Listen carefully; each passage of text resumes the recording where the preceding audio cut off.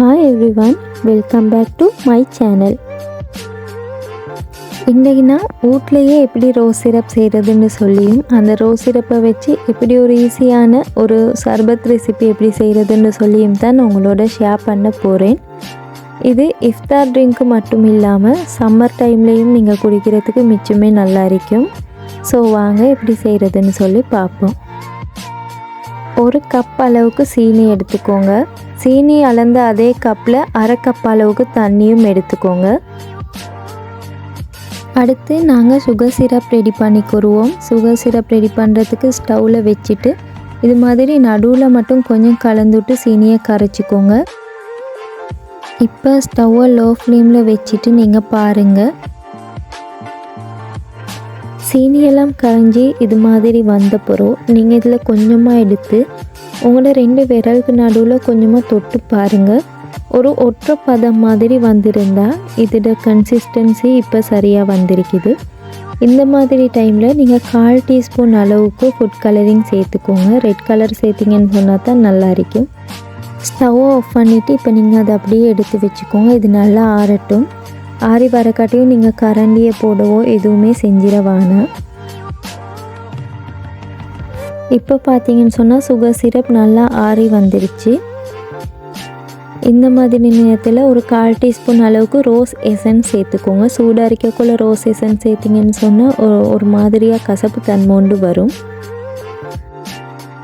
இப்போ நாங்கள் இந்த ரோஸ் சிரப்பை ஃபில்டர் பண்ணி எடுத்துக்கு வருவோம். ஃபில்டர் பண்ண வேணும்னு சொல்லி இல்லை, இருந்தாலும் சீனி எதுவும் கட்டியல் இருந்தால் இப்படி நாங்கள் ஃபில்டர் பண்ணுறதால அதெல்லாம் இல்லாமல் ஸ்மூத்தான ஒரு ரோஸ் சிரப் எங்களுக்கு கிடைக்கும். இப்போ இந்த ரோஸ் சிரப்பை ஒரு இது மாதிரி ஜாரில் அப்படி இல்லாட்டி ஒரு கிளாஸ் பாட்டிலில் போட்டு நீங்கள் ஃப்ரிட்ஜில் ஸ்டோர் பண்ணி வச்சுக்கிறவும் மேலும் ஒரு 2-3 கிழமைக்கு மாதிரி நீங்கள் இதை ஃப்ரிட்ஜில் ஸ்டோர் பண்ணிக்கோங்க. அடுத்து நாங்கள் ஒரு பேசிக்கான ஷர்பத் ரெசிபி பார்ப்போம். அதுக்கு 2 டீஸ்பூன் அளவுக்கு கசகசா எடுத்து கொஞ்சமாக தண்ணி ஊற்றி கசகசாவை ஊற வச்சு கொண்டேன்.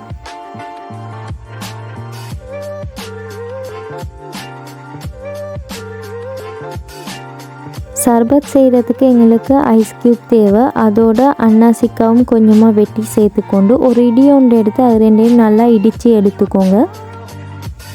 நீங்கள் பிளெண்டரில் கூட இதை ஒரு தடவை அரைச்சி எடுக்கலும். அதுக்கு பிறகு நாங்கள் செஞ்சு வச்சிருக்கிற ரோஸ் சிரப்பில் 1/4 கப் அளவுக்கு சேர்த்துக்கோங்க. அதோட 1 கப் அளவுக்கு தண்ணியும் சேர்த்துக்கோங்க. நாங்கள் நிறையா ஐஸ் க்யூப் சேர்த்துருக்கிறனால தண்ணியோட அளவை நீங்கள் பார்த்து சேர்த்துக்கோங்க. அடுத்து நாங்கள் ஊற வச்சிருக்கிற கசகசாவில் ஒரு டீஸ்பூன் மாதிரி சேர்த்துட்டு இதை நல்லா டீ ஆற்றுற மாதிரி ஒரு 2-3 டைம் நீங்கள் நல்லா ஆற்றி எடுத்துக்கோங்க. அப்போ தான் அந்த அன்னாசிக்காட ஃப்ளேவர் எல்லாம் அந்த ஷர்பத்தில் இறங்கி நல்ல ஒரு ஃப்ளேவர் ஒன்று வரும். இதில் நீங்கள் பேஷன் ஃப்ரூட் அப்படி இல்லாட்டி ஆப்பிள் உங்களுக்கு தேவையான எது சரி ஃப்ரூட்ஸ் இருந்தால் நீங்கள் அதையும் சேர்த்து குறையலும். இப்போ நான் இதில் பாதி லெமன் புளிஞ்சு எடுத்துக்கொண்டேன். அப்போ தான் டேஸ்ட் இன்னமுமே நல்லா இருக்கும். பேசிக்கான எல்லாருமே ஈஸியாக செய்யக்கூடிய ஒரு ஷர்பத் ரெசிபி ரெடி. என்ன வீடியோஸ் உங்களுக்கு பிடிச்சிருந்தா லைக், ஷேர் அண்ட் சப்ஸ்கிரைப் பண்ணி சப்போர்ட் பண்ணுங்கள். இன்னொரு வீடியோவில் உங்களை சந்திக்கிறேன். அது வரைக்கும் பாய், டேக் கேர்.